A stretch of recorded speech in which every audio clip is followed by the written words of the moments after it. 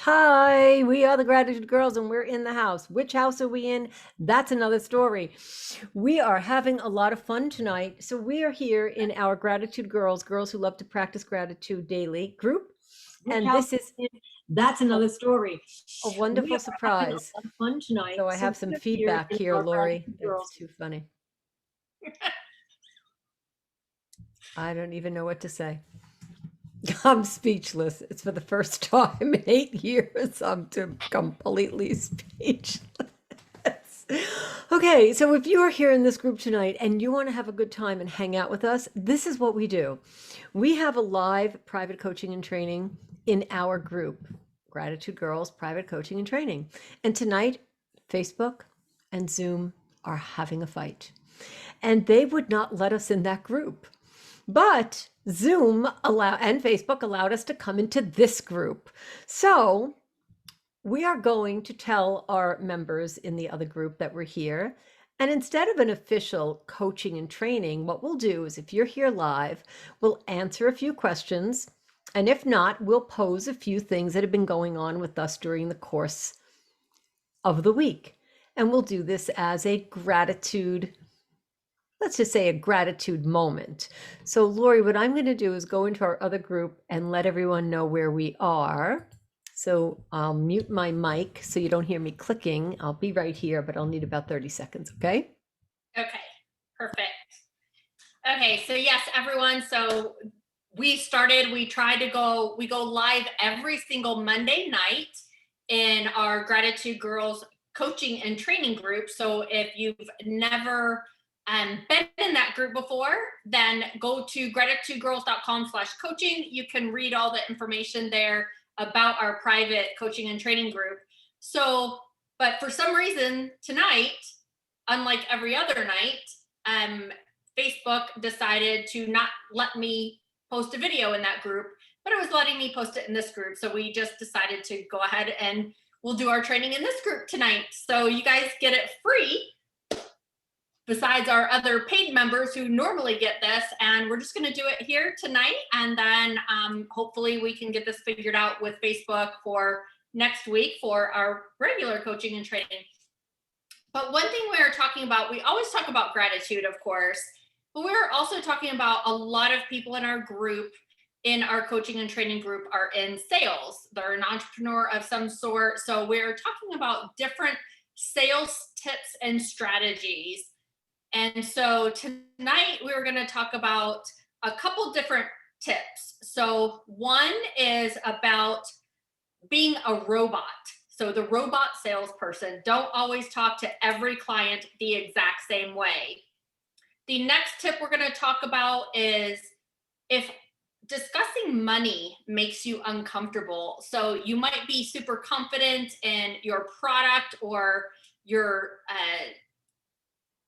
product or your whatever you offer, but when it comes down to asking for the sale or asking for the money, then all of a sudden you get uncomfortable. And so you might start to slouch or something. Your verbal expressions, your demeanor shows up differently. So that can be another way that you don't make the sale. And then the final tip is going to be don't quit before you win. So many people, they get so close to making the sale, to winning, whatever that is, and then they quit right before they win. So those are the three tips that we're going to kind of go over with tonight. And so we'll go in depth and a little bit more on each one of those. Right. So I want to tell you about my workaround, talk about tips. I just took this live and I shared it in our private coaching and training group. So we're actually live in that group as well. So yay, look at that. Talk about what we're doing. Okay, let's talk about money. Let's talk about discovering money, discussing it. Okay, we can discover money. Discussing it makes you uncomfortable. What I'd like to know is, do you touch money? In this day and age, do you touch plastic? How do you check your money? Are you on an app on your phone? And are you checking your bank account? Are you checking your Stripe account, your Square account, wherever you get money from in your business? What do you do with it? What is the relationship?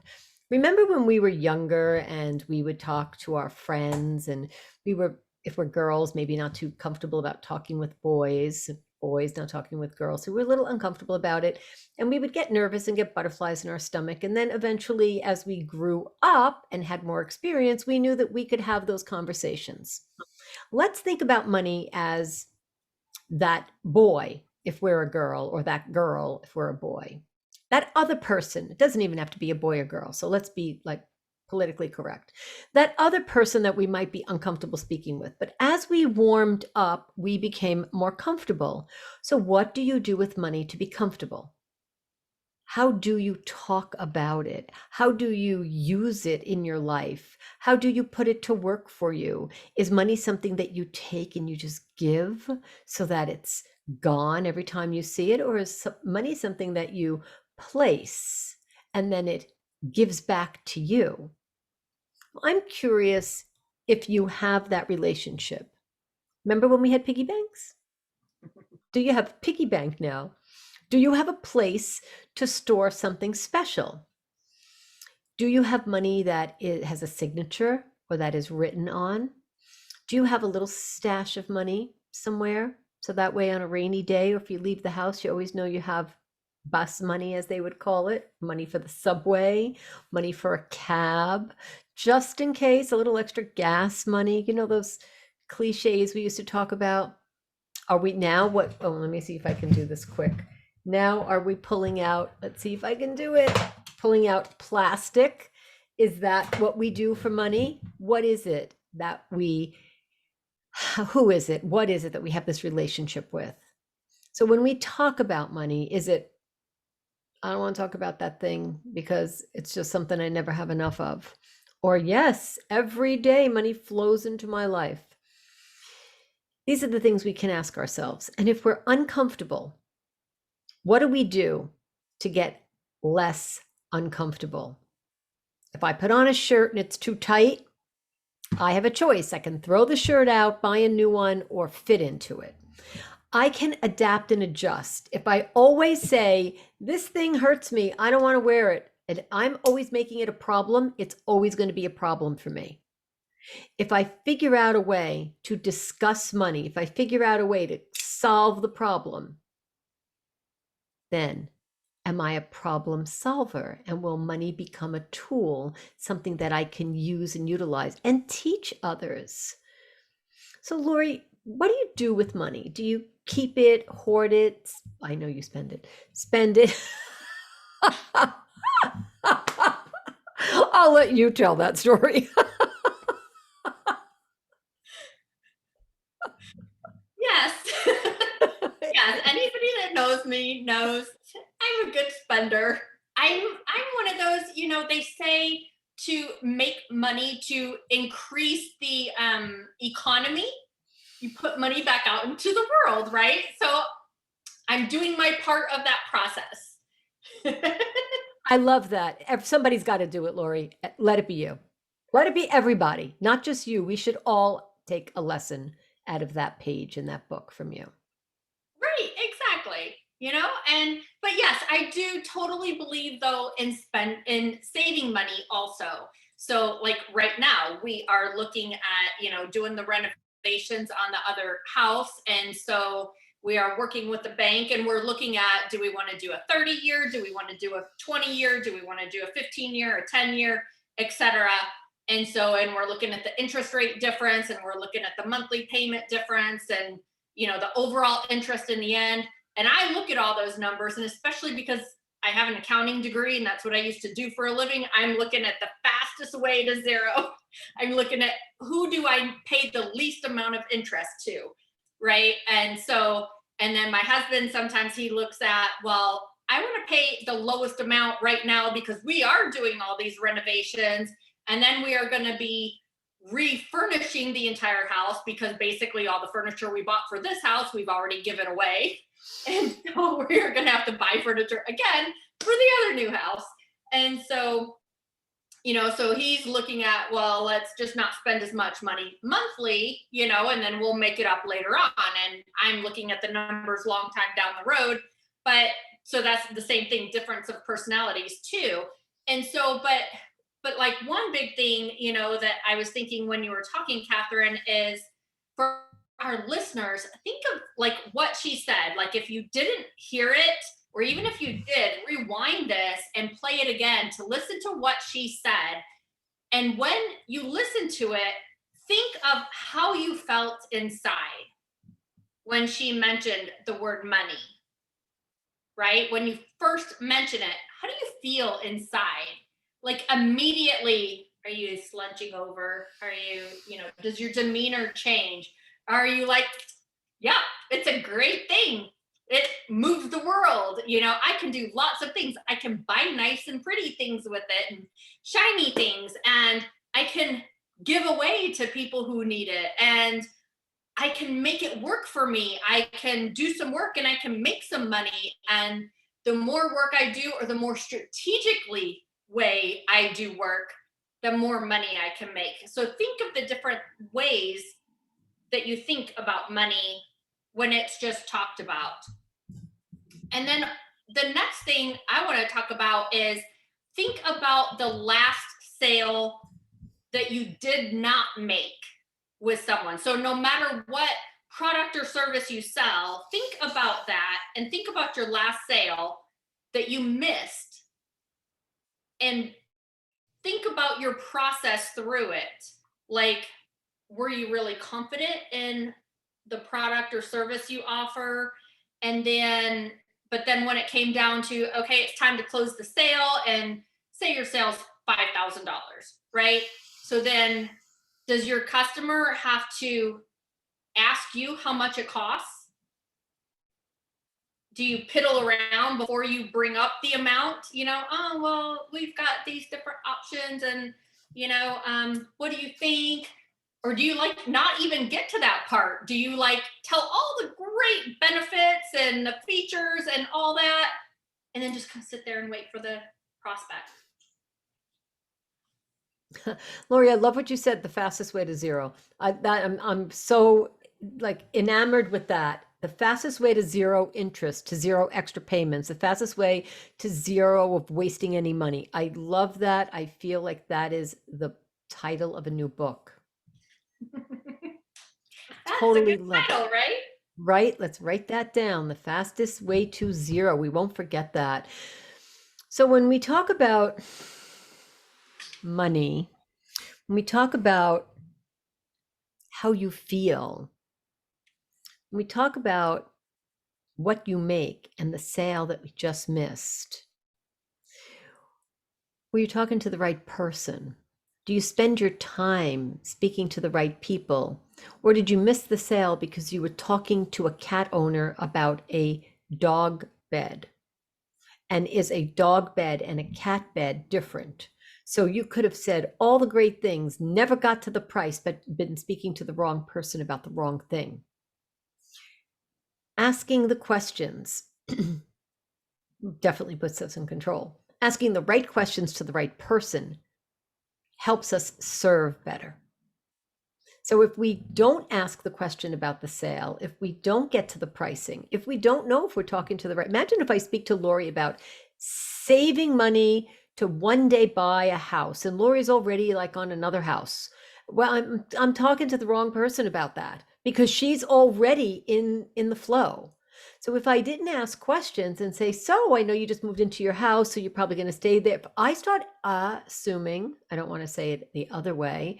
If I start assuming, then I am assuming things without asking. So if we never made that last sale, were we asking the right questions? And did we know who we were talking to? Did we have enough background? Not just about us and our product and this amazing Lululemon water bottle that's worth every penny because the water just never spills. Well, I won't tip this over on my keyboard, even if it is guaranteed to never spill, because I'm just not that kind of girl. I like dropping shea butter all over my keyboard. That's where I get into the action. But that's another story. So, Lori, I think it's important to be in front of the right people. Yes, definitely. And then also, when you get to, the end of the time when it's time to start giving the sale, giving the price, going over the options that they can choose, right? The same thing, think of how your demeanor becomes, because you think about, like, remember they talk about like dogs or horses. If you're going to go ride a horse, if you're afraid, the horse feels it, Right. right? If you go up to a dog and you're afraid, the dog senses that, they feel it. Well, humans sense that also. And if you appear, or you're kind of not really that confident in your sale, then the humans you're talking to can sense that subconsciously also. And it can also give them that you're not convinced of the value of your product or service. So you're trying to sell your product or service for $5,000, but your demeanor changes once you give all the features and benefits. So you are solid, you're confident there, and then it changes and you have a shift. And you might not even notice it, and the customer might not even actively notice it, but they subconsciously notice it, and they immediately think, well, maybe that's not the real value of what you're offering. Right? So that's what you put off into the atmosphere, so to speak. I love that. If we're not showing and demonstrating the value. So Lori, if I'm not demonstrating the value that this key to this desk will give you a value besides a key to a desk and a drawer, if I'm not able to demonstrate that to you, then what do you really need this bronze key for? You can get a aluminum key. What makes this so different? So you're right. We really need to be clear about the value proposition so that customer knows what are they getting, not what do they have to do, not what do they have to spend, but what are they getting? Why will this make my life different? Why will this lotion or potion or book or key or water bottle or blouse or piece of jewelry, what will this do? Will this make me sparkle and feel beautiful? Will this remind me of the circles in my life? What will it do for me? Is it so unique and so different that it will grab my emotion with a positive emotional attachment that I then can go and forget about how much money it's going to cost and just go and buy it or spend it? Think about your single most biggest purchase, a house, maybe a plane. I don't know. Let's say it's a house for all intents and purposes. It's a big emotional purchase, even with the left brain and looking at the numbers and the quickest way to zero. Remember, Lori Del Credecchi said it right here, the quickest way to zero interest, zero extra payments. That's what this gratitude girl thinks about. So what happens if you really don't have a handle on the entire situation? What happens if you back away just 2 seconds before you could have made the sale? What if you don't instill that confidence because you lost the confidence in yourself? But if I'm in this business 2 seconds before you, or 2 minutes, I'm that much smarter than you are about this business, which means that I can have the confidence that I would know more, even if it's just a little bit more, even if it's 2 minutes, even if you signed up 5 minutes after me, I joined ahead of you. And I must know something 5 minutes before you did. So you can look for the small steps in confidence. Don't compare yourself to the big companies out there. Look at what you're capable of doing and look at the value that you bring and the proposition, the value proposition that that customer will have as a result of doing business with you, buying your lotion or your potion or whatever it is, your service. I really want us to think about that, because when we're out there making sales, talking to people, not even asking them about their life and just asking them to buy, oh, we're burning bridges. We really are. We're not building bridges when we do that. What about quitting, Lori, just before striking gold? What about those gold digger, gold miner people going out there looking for gold, drilling and drilling? And then what if they said, oh, I think I'll go home. Nothing happened today. What would John Paul Getty say about that?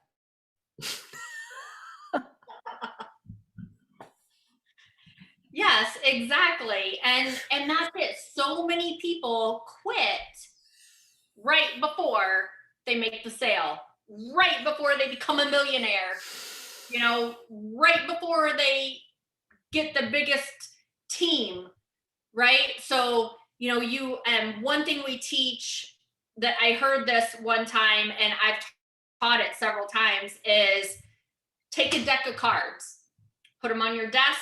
Every time you do a sales presentation, you flip over a card. So you're not going to even talk to me till you get through 52 sales presentations, right? Now, of course, I do still talk to my team through that process, but it's just for a matter of speech, because through that 52 card deck, through 52 sales presentations, some will say yes, some will say no, some will say maybe later or not now, right?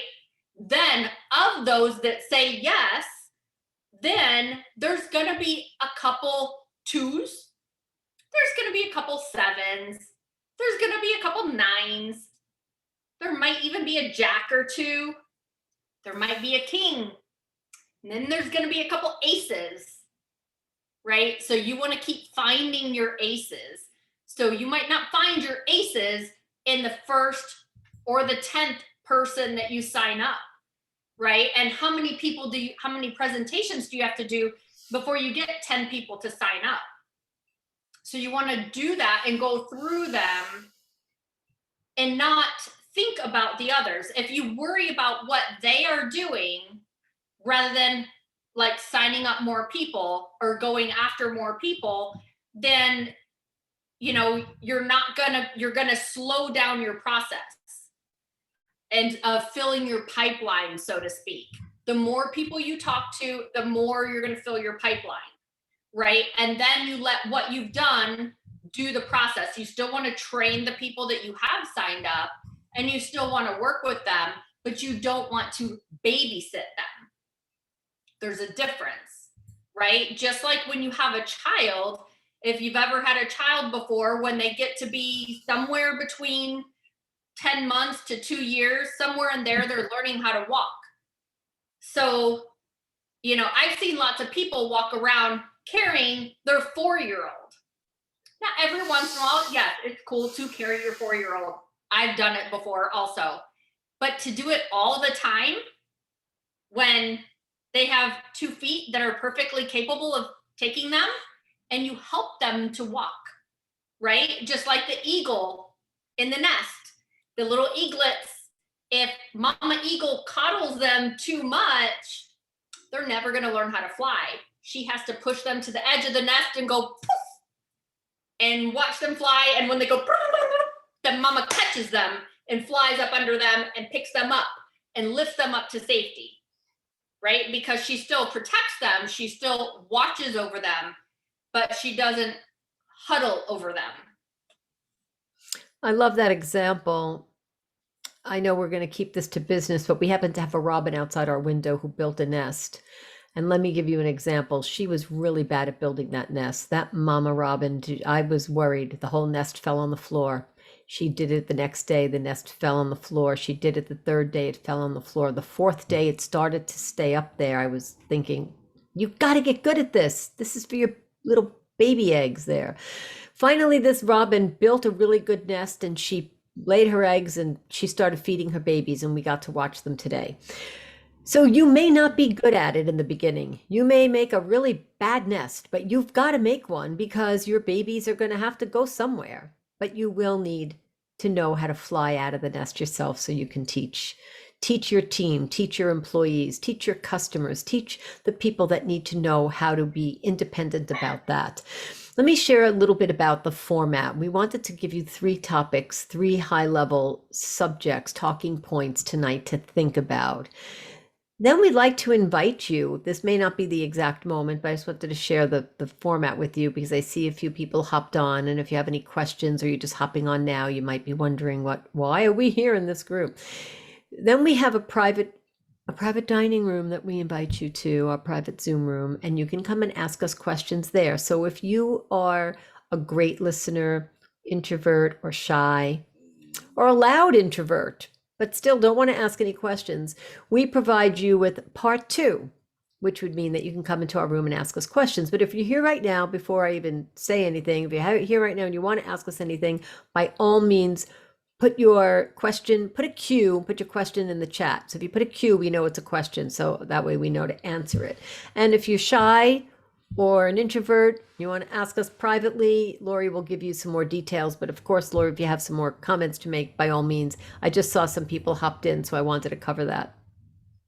Yes, absolutely. And so one other thing that I wanted to say too on the, don't quit before you win is also think about, going back to the children philosophy, when you're teaching your child to walk, right? They didn't walk the first time, right? They fall down.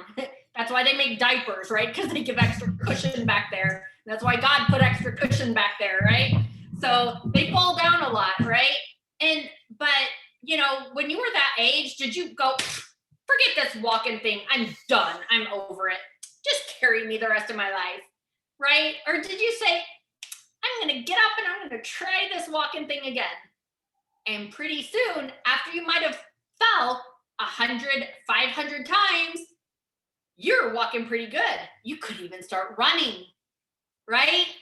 And so the same thing in business, you might fall down. You might fall down a lot. But each time you do, you learn what to do better. You get your lessons from that, and you move forward and you try it again.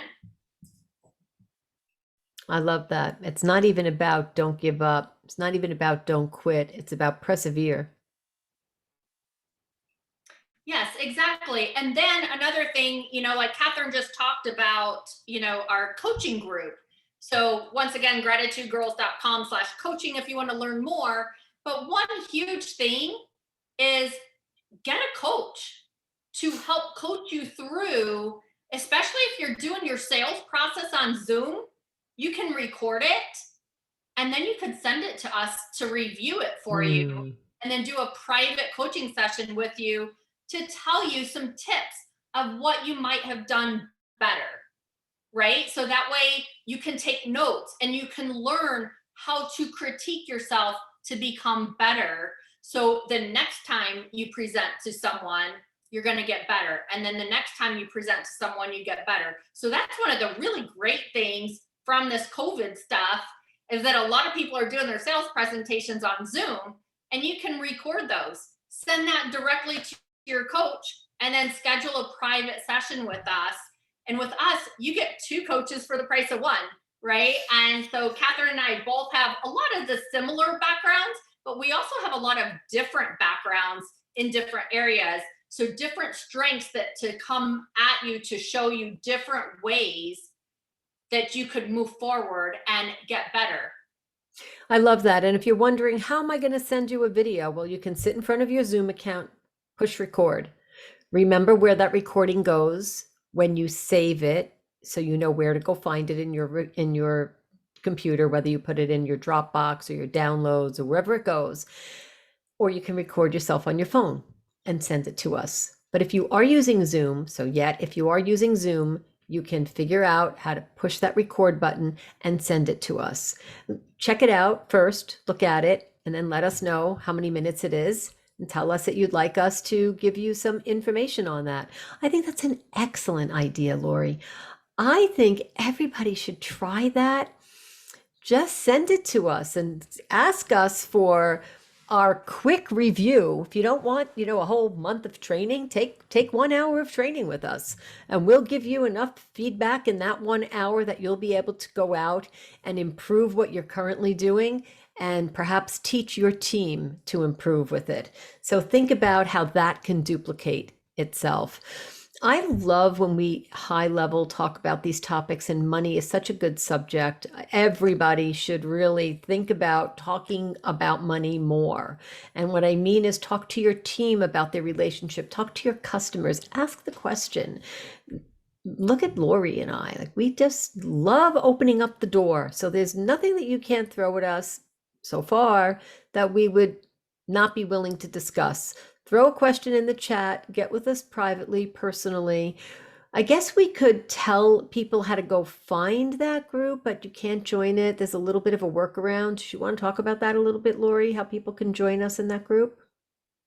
Yeah, definitely. So if you go to gratitudegirls.com/coaching, it tells you all the information there, how you can join the group. Basically, it's $97 a month. Or if you want to, most of you know that Catherine and I are both in a company called Send Out Cards. And if you sign up for the 97 a month package or one of the higher ones to build your business, then we allow you to come into our group for free. So it's just an extra perk we do. So you can sign up with Catherine or with me, whichever one introduced you to this group or whichever one of us you connect with. Either way, we both share all the love. So Yes. even though we're on opposite teams, we work together in that way. So either way, if you're interested in that. And, one other thing I thought of just now, I was thinking, when you talk about money, a lot of us have, things from our childhood, right, that are holding us back.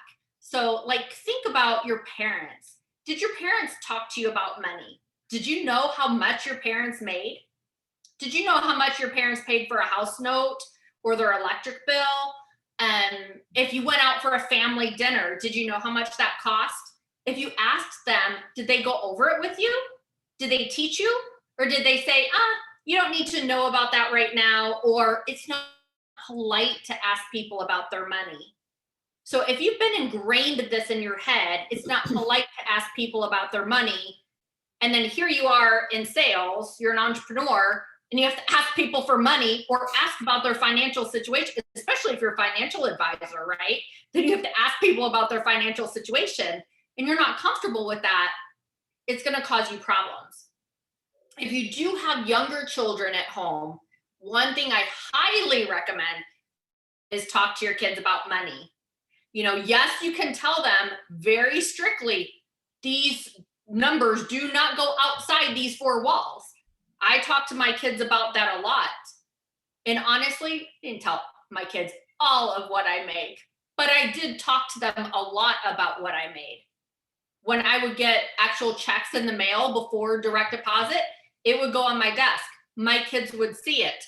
I have my budget book right here. It goes on my desk. It has my house payment, the electric, water, gas, everything I pay each month goes right here. So I know exactly what I'm spending. I know if I didn't, which granted most of our bills are on automatic now anyway, but back in the day they weren't, right? And if I didn't get a bill in the mail, then if I didn't have this list, I might not pay it. Well, what if the mail lost my bill? Then my water gets cut off because I didn't get the bill because I didn't realize it was coming. This way I know it's coming, but also I can look, this is a new book. So like this book only goes back to January of 2019. But do you know, I still have books going back to the 90s and the 80s, and I keep them, but it stays on my desk. So look at how thick this book is. So this book, I just started this new book. I think my last book started in like 2000. And so it went almost 10 years. Wow. And so with that, one, I can look back and I can see what our average water bill is, what we're spending, right? But also I use it to train my children.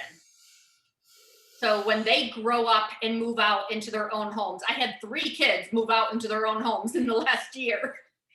But they got to, I went over this budget book with them. I pushed them to make their own budget book when they get into their place, not to only rely on the digital as much as I'm a digital fanatic, but you need to train your children to be comfortable with money and to know what things cost. It's okay that they know that, like our dinner, I told my kids, our dinner for our anniversary night, granted, we went to this amazing, amazing restaurant out at Del Coronado Hotel in Coronado Island in California for our anniversary. And so it was a super nice place. It was over $800 a night for the room. And our dinner at the resort there was literally the best dinner I've ever had in my entire life. I mean, it was so amazing. But it was also the bill with tip and without alcohol was $250. So it came with a nice price tag for two people. It was quite a bit, but it was so good. Like I literally talked about wanting to go back there the next night, but we didn't. We went somewhere else that was a little bit more economical. But I talked to my kids about that, you know. Now, honestly, I've never spent that much money on a meal for two people in my life. Now, it's easy to spend that when you take the whole family out, right? But, you know, for just two people, that's not normal. But I still talk to my kids about that. It was our very first anniversary. We didn't get to have a honeymoon thanks to COVID, right? So this was the first time we got to go out. And even though we still had to wear a mask on the way to the restaurant, walking to the table, even though it was outside on the beach. But you know, but still there's different things that you can talk to your kids about to make them feel comfortable. And that's it. You don't have to say everything about your personal finances, but you can be honest with your children about some things so that way they don't have these holdbacks as they get older, especially if they do go into sales. And Lori, I love that you're talking about that because we can speak to our spouses. If you're in a relationship where you're holding back, no judgment. But imagine if you weren't. Imagine if you weren't in the dark in your relationship about money.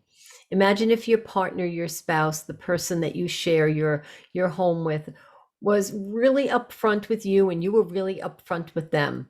Letting that person know how you feel about what you are making and your goals and what you're saving for. Imagine a day in the life of open communication where money is not a subject you avoid. We invite you to think about that because that could truly be the best piece of advice we could give you tonight. Communicate about money. It's not a secret. It doesn't have to be a secret. You could keep it in the four walls that you're in. And like Lori said earlier, if you want to have a little bit of a different perspective on that, or you want to make a huge change, hire a coach. And that way you can take that step. Lori, I'm looking at the time. We can go in our Zoom room if we want for a few minutes, if there are any private questions. Should we do that? Yes, definitely. So we will continue the talk next week because the two tips went over a little bit. So our third tip is the robot salesperson. So we will talk about that next week. And yeah, so we invite you to come into our Zoom room. Those of you that are not in our private coaching, if you're listening to this call tonight, because Facebook had a glitch, you get to come into our private Zoom room if you'd like to. So just go to Zoom and click on ID and type in Lori Delk, all lowercase, no spaces, LAURIEDELK. And we will see you there. We are in our Zoom room for about 20 minutes. And so we invite you to come hang out with us and talk to us and get some extra off the record private coaching and training. I love that. Thank you.